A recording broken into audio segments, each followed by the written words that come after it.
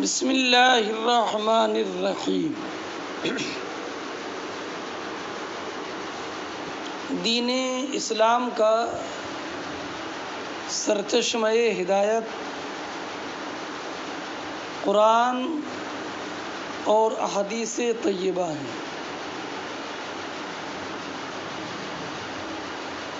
اجماع امت اور قیاس، یہ دونوں ادلہ شرعیہ، ان کا مدار قرآن و حدیث سے اخذ ہونے پر ہی ہے۔ اللہ رب العزت جل جلالہ نے انسانوں کے فلاح و کامیابی اور سعادت اخروی کے لیے انبیاء کرام علیہم الصلاۃ والسلام کو مبعوث فرمایا۔ رسول اعظام دنیا میں تشریف لائے، سب سے آخر میں نبی کریم صلی اللہ تعالی علیہ وسلم کی جلوہ گری ہوئی اور ساری کائنات کے رسول بنا کر مبعوث فرمائے گئے۔ نبی کریم علیہ الصلاۃ والسلام پر اللہ رب العزت جل جلالہ نے مقدس کلام پاک نازل فرمایا،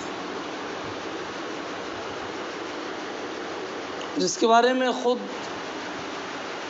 اللہ رب العزت ارشاد فرماتا ہے، وَإِنَّهُ لَتَنزِيلُ رَبِّ الْعَالَمِينَ نَزَلَ بِهِ الرُّوحُ الْأَمِينُ عَلَى قَلْبِكَ لِتَكُونَ مِنَ الْمُنذِرِينَ بِلِسَانٍ عَرَبِيٍّ مُبِينٍ۔ قرآن مجید میں اللہ رب العزت جل جلالہ نے بہت ساری آیات میں اپنے رسول کی اطاعت اور فرما برداری کا حکم دیا ہے۔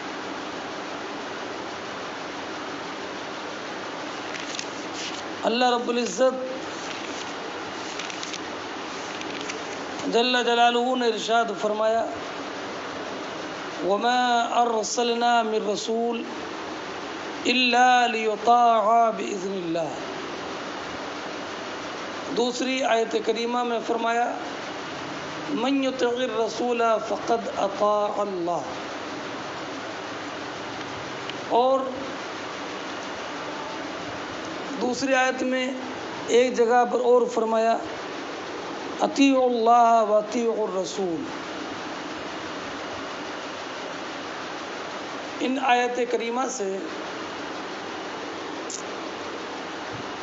وصراحتاً یہ بات معلوم ہوئی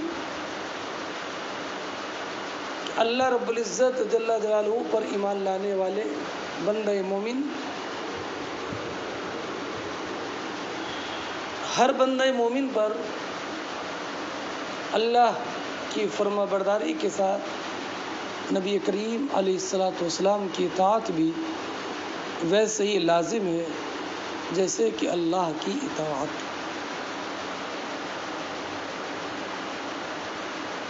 نبی کریم علیہ الصلاۃ والسلام کے ارشادات سے اگر قطع نظر کر لی جائے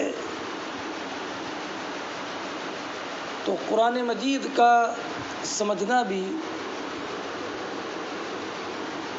بعض مقامات پر بالکل ناممکن ہو جائے گا۔ مثلا قرآن کریم ارشاد فرماتا ہے، لَقَدْ نَصَرَكُمُ اللَّهُ فِي مَوَاطِنَ كَثِيرَةٍ۔ اللہ نے بہت سی جگہوں پر تمہاری مدد فرمائی، لیکن مواطن کثیرہ سے مراد کیا ہے؟ اس کی تعیین اور اس کی تشریح بغیر حدیث کے ممکن نہیں ہے۔ ایسے ہی اللہ رب العزت نے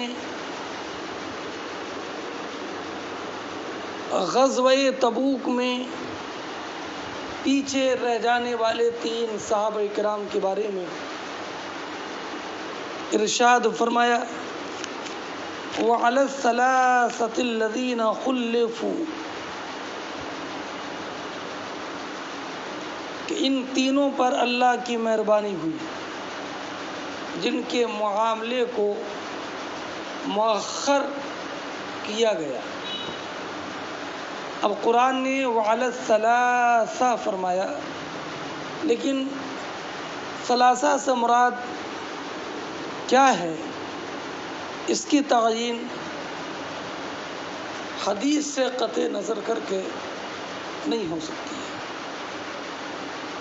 ایسی قرآن مجید میں اللہ رب العزت نے ارشاد فرمایا لَمَسْجِدٌ أُسِّسَ عَلَى التَّقْوَى مِنْ أَوَّلِ يَوْمٍ أَحَقُّ أَن تَقُومَ فِيهِ۔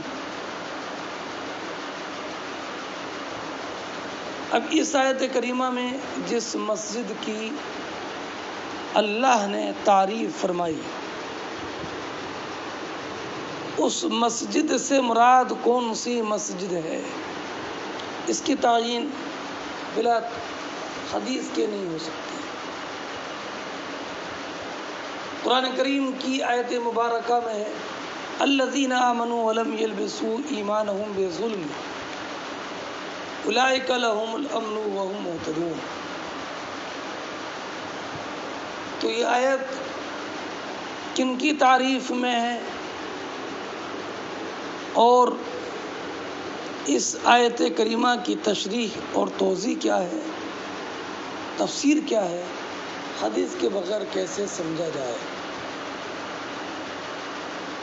یہ میں نے چند آیت کریمہ ذکر کی، اس سے یہ بات روز روشن کی طرح عیاں ہو گئی کہ قرآن سمجھنے کے لیے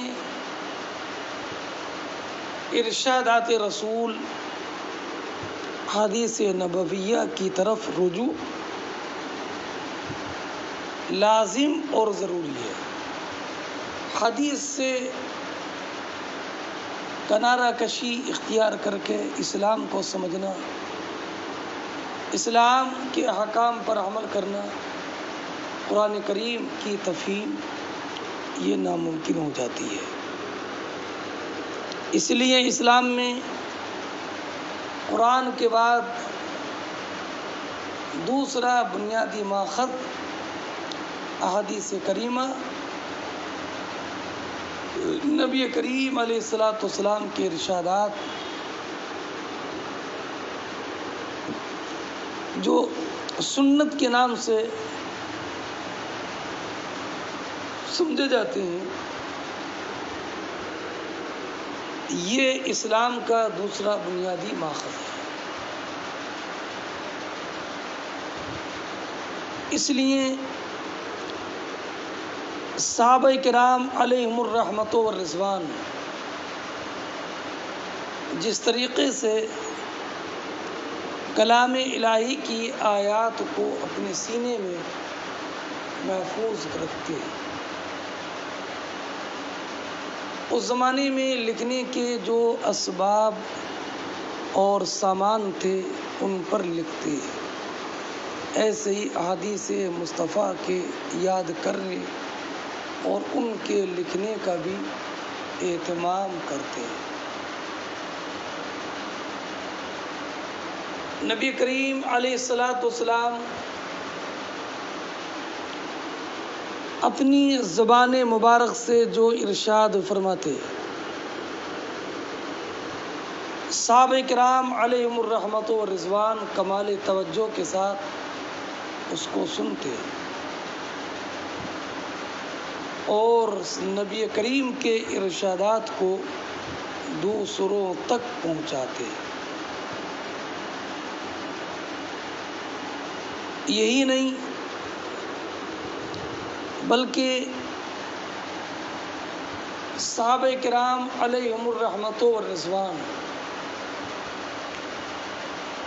نبی کریم علیہ الصلاۃ والسلام کی احادیث طیبہ کی تلاش اور جستجو میں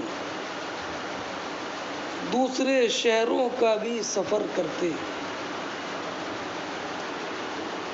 اور حدیث کریمہ کو سننے سنانے کے لیے باقاعدہ مجلسوں کا اہتمام کرتے.